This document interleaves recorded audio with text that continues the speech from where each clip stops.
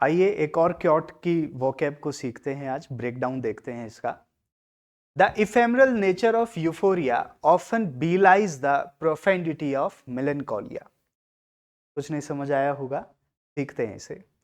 First word आ रहा है हमारे सामने इफेमरल। इफेमरल का मतलब लिख लो बच्चों, टेम्पररी, क्षणिक, टेम्पररी। और सेकंड वर्ड है यूफोरिया। यूफोरिया का मतलब लिख लो एक्सट्रीम हैप्पीनेस, खुशियां। बहुत ज्यादा जब हम एक्साइटेड हो जाते हैं तो कह रहा है the ephemeral nature of euphoria, कि खुशियों का जो ये क्षणिक नेचर होता है ये अक्सर ऑफन रियलाइज कर देता है द प्रोफेंडिटी ऑफ मेलनकोलिया। पहला वर्ड है बिलाइज करना। बिलाइज का मतलब लिख लो मिस रिप्रेजेंट करना, वर्ब है ये बिलाइज। ये मिस रिप्रेजेंट करता है, किसको मिस रिप्रेजेंट करेगा? The profundity of melancholia. Melancholia का मतलब लिख लो सैडनेस, दुख। और प्रोफेंडिटी का मतलब लिख लो डेप्थ, गहराई। कि सैडनेस की गहराइयों को, दुखों की गहराइयों को अक्सर मिस रिप्रेजेंट कर देता है कौन? The ephemeral nature of euphoria. कि क्षणिक हमें जो खुशियां मिलती है वो अक्सर मिस रिप्रेजेंट कर देती है दुखों की गहराइयों को। आगे लिखा है yet in the क्रूशिबल of adversity. क्रूशिबल का मतलब लिख लो ए हार्ड टेस्ट, कठिन परीक्षा। और एडवर्सिटी का मतलब होता है सैडनेस, दुख। दोनों ही सिनोनियम है, मेलनकोलिया और एडवर्सिटी। क्या कह रहा है कि दुखों की कठिन परीक्षा में, वन का मतलब है वन पर्सन, कोई एक व्यक्ति, वो फॉर्ज करता है। फॉर्ज करने का मतलब लिख लो डेवलप करना। कि दुखों की कठिन परीक्षा में एक व्यक्ति डेवलप करता है, किसको? किसको डेवलप करता है? रेजिलियंस। रेजिलियंस का मतलब लिख लो स्ट्रेंथ। वैसे इसका एक और मतलब एक नई लाइफ भी होता है, लेकिन रेजिलियंस का मतलब आप समझो स्ट्रेंथ से।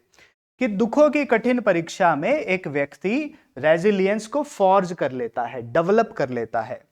ट्रांसम्यूटिंग। ट्रांसम्यूटिंग का मतलब लिख लो ट्रांसफॉर्म करना, चेंज करना। वो किसे ट्रांसफॉर्म करता है? डेस्पोंडेंसी को। डेस्पोंडेंसी का मतलब लिख लो होपलेसनेस, निराशा।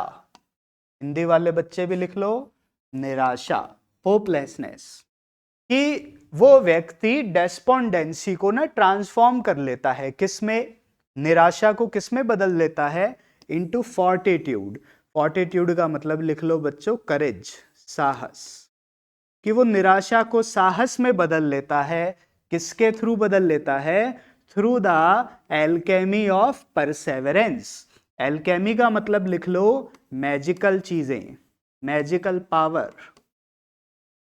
केमी मतलब केमिस्ट्री से ही बना है alchemy, magical powers of perseverance. Perseverance बहुत अच्छा वर्ड है, इसका मतलब होता है continuous efforts to achieve something.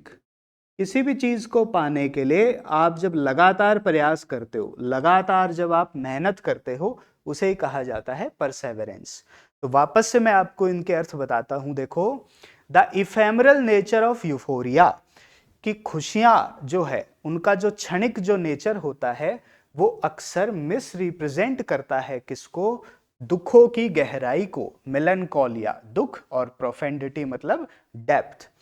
फिर भी इन द क्रूशिबल ऑफ एडवर्सिटी, फिर भी दुखों की कठिन परीक्षा में एक व्यक्ति फॉर्ज कर लेता है, डेवलप कर लेता है स्ट्रेंथ को, ताकत को। वो ट्रांसम्यूट कर लेता है, ट्रांसफॉर्म कर लेता है, किसको? डेस्पोंडेंसी को, निराशा को ट्रांसफॉर्म कर लेता है किसमें? फॉर्टिट्यूड में, साहस में।